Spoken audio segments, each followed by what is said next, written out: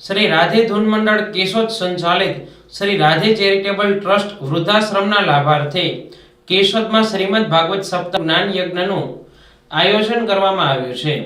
તારીખ 24/12/2025 થી તારીખ 31/12/2025 સુધી એટલે કે પોષ સુદ ચોથ થી પોષ સુદ 12 સુધી આ સત્સંગ કથાનું આયોજન રાખવામાં આવ્યું છે।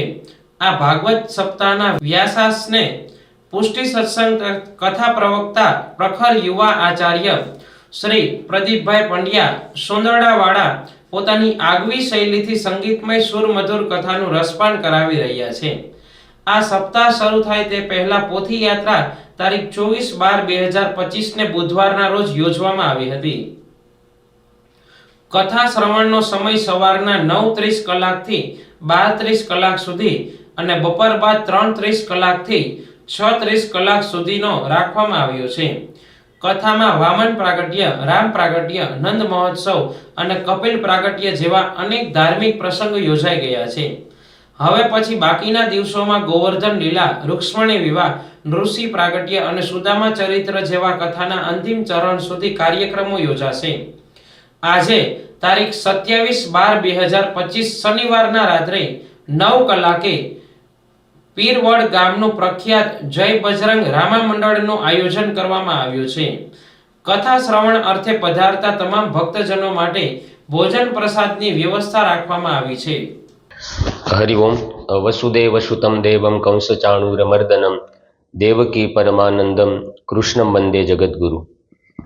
રાધે ધૂન મંડળ ચેરિટેબલ ટ્રસ્ટ કેશોદ શ્રી રાધે ધૂન મંડળ દ્વારા આયોજિત સુંદર મજાનું શ્રીમદ ભાગવત કથાનું દિવ્ય અને ભવ્ય આયોજન કરવામાં આવ્યું છે। આ આયોજન ખાતે વક્તા તરીકે રાધે ધૂન મંડળે મારી પસંદગી કરેલી છે। ખાસ વસ્તુ કે આ આયોજન એ કેવલ અને કેવલ સેવાના લાભાર્થે કેશોદ શહેરને આંગણે વૃદ્ધાશ્રમ અને જે વૃદ્ધો વડીલો જે રજડે છે, જે દુઃખી થાય છે, જે હેરાન થાય છે, એમને સેવા માટે આ આયોજન કરવામાં આવેલું છે। માત્ર ને માત્ર હેતુ એવો છે કે મરું પણ માગું નહીં અપને તન કે કાજ, પણ પરમારથને કાજ મને માગતા ન આવે લાજ।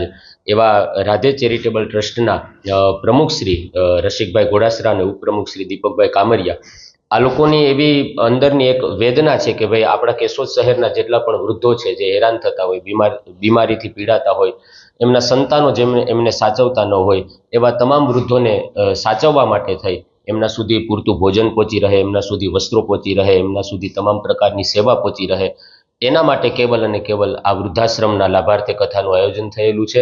અનેક પ્રકારના ઉત્સવો પણ ઉજવવામાં આવે છે ખૂબ ધામધૂમથી અને 24 તારીખથી 31 તારીખ સુધીનું આ ભવ્ય આયોજન કરેલું છે અને આપ સર્વે ધર્મપ્રેમી જનતાને પણ આમાં હાર્દિક આમંત્રણ આપે છે। હવે વૃદ્ધાશ્રમ એવી વસ્તુ છે કે જ્યારે વૃદ્ધાશ્રમ શરૂ માણસને ત્યારે કરવો પડે કે જ્યારે સંતાનો એ કહેવાય છે ને કે ભાઈ પુત્ર છે એ જ્યારે કુપુત્ર બને અને માતા પિતાને જ્યારે હેરાન કરતા હોય ત્યારે લોકોને વૃદ્ધાશ્રમની જરૂર પડે। એક રીતે જોઈએ તો વૃદ્ધાશ્રમ એ આપણા માટે કલંકરૂપ કહેવાય, એમાં ના નહીં, પણ વૃદ્ધાશ્રમની જરૂર એટલા માટે પડે કે એની અંદર વડીલો સચવાય। કારણ કે કુપુત્રો જાય કચિદોપી કુમાતા ન ભવતી। પુત્ર કહેવાય ને કે માતા કુમાતા ક્યારેય ન થાય, પણ પુત્ર ક્યારેક કુપુત્ર થાય। પણ વૃદ્ધાશ્રમ એટલા માટે જરૂર પડે કે ભાઈ સંતાન સુખ તો અત્યારે બધાને મળે છે, કાગડાને, કબૂતરાને, ચકલાઓને બધાને સંતાન સુખ મળે, પણ સંતાનથી સુખ મળે ને એ બહુ મહત્વનું છે। તો જે લોકો, જે વડીલોને સંતાનથી સુખ નથી મળતા એવા વડીલોના આ પુત્ર બનીને, આ દીકરા બની અને આ રાધે ચેરિટેબલ ટ્રસ્ટ આ વૃદ્ધાશ્રમનું નિર્માણ કરવા માટે જાય છે। તો આપણે બધા પણ એમને ખૂબ શુભેચ્છાઓ પાઠવીએ કે બને એટલું આ વૃદ્ધાશ્રમની અંદર લોકોની સેવા થાય અને વડીલો સચવાય એવી ભાવના સાથે, અને એવી શુભેચ્છા પણ પાઠવીએ કે જે લોકો, જે સંતાનો પોતાના મા બાપને નથી સાચવતા એ પોતાના મા બાપની સેવા પણ કરે।